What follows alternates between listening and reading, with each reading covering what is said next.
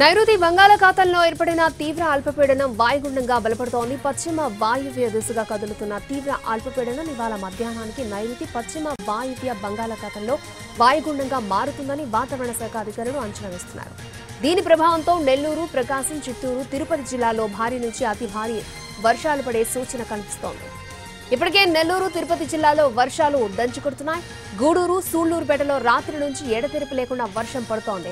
తీరం వెంబడి ఈదురుగాలులు బలంగా వీస్తున్నాయి. సోమశిల, కండలేరు జలాశయాలు నిండుకుండలా మారాయి.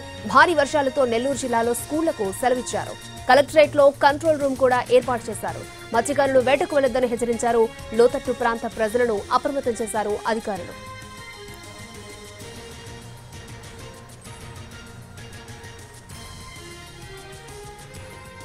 తిరుమలలోనూ వర్షం పడుతోంది. ఘాట్ రోడ్లలో కొండ చెరువులు విరిగిపడడంతో ముందస్తు జాగ్రత్త చర్యలను చేపడుతున్నారు.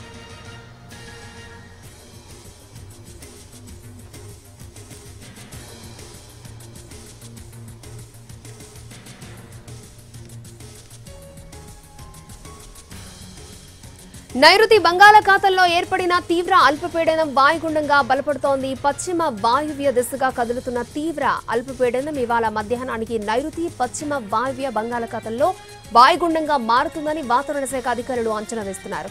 దీని ప్రభావంతో నెల్లూరు, ప్రకాశం, చిత్తూరు, తిరుపతి జిల్లాల్లో భారీ నుంచి అతి భారీ వర్షాలు పడే సూచన కనిపిస్తోంది.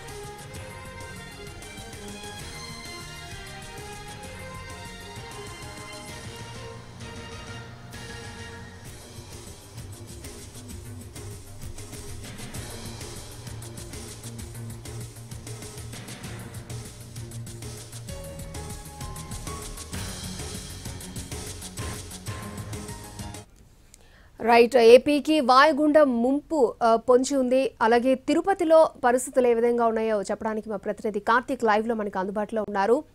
కార్తీక్,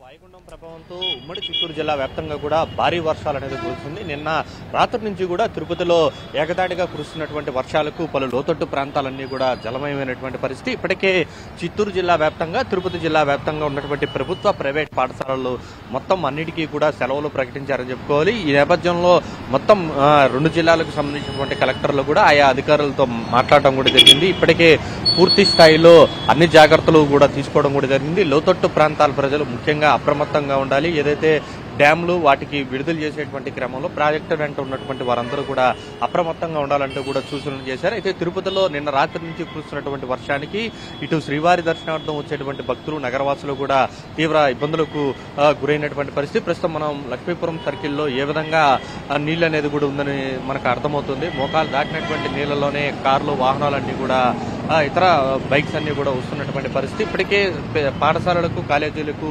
సెలవులు ప్రకటించినటువంటి నేపథ్యంలో ఆయా ప్రాంతాల్లో, లోతట్టు ప్రాంతాల్లో ఉన్నటువంటి వారు మాత్రం ముఖ్యంగా మరింత అప్రమత్తంగా ఉండాలంటూ కూడా అధికారులు ఇప్పటికే ఆయా ప్రాంతాల్లో ఉన్నటువంటి పలువురిని ఖాళీ చేసినటువంటి పరిస్థితి. వారందరినీ కూడా సురక్షిత ప్రాంతాలకు కూడా తరలించడం కూడా జరిగింది. అయితే ఈ ఎఫెక్ట్ అనేది ఈ రోజు, రేపు కూడా ఉండేటువంటి అవకాశం ఉన్నటువంటి నేపథ్యంలో జిల్లాకు ఆరెంజ్ అలర్ట్ కూడా జారీ చేసినటువంటి నేపథ్యంలో మరింత అప్రమత్తంగా అయితే ప్రజలు ఉండాలంటూ కూడా అధికారులు అయితే కోరడం కూడా జరిగింది. ఇప్పటికే జిల్లా కలెక్టరేట్ తో పాటు ఏదైతే తిరుపతి మున్సిపల్ కలెక్టరేట్ లో కూడా ఒక కాల్ సెంటర్ అనేది కూడా ఏర్పాటు చేయడం కూడా జరిగింది. ఎక్కడైనా ఎవరికైనా అత్యవసరమైనటువంటి పరిస్థితి వస్తే మాత్రం కాల్ చేసినటువంటి ఇమీడియట్ గానే రెస్పాండ్ అయ్యే విధంగా కూడా యాక్షన్ టీమ్స్ అనేది కూడా ఏదైతే సిద్ధం చేయడం కూడా జరిగింది. దీంతో ఎక్కడా కూడా జిల్లాలో ఎక్కడా కూడా ఎలాంటి ఇబ్బందులు రాకుండా అయితే అధికారులు అయితే ముందుగానే అప్రమత్తంగా అయితే ఇటు ప్రజల్ని, అధికారులను అందరినీ కూడా జిల్లా ఉన్నతాధికారులు అయితే అలర్ట్ చేయడం కూడా జరిగింది.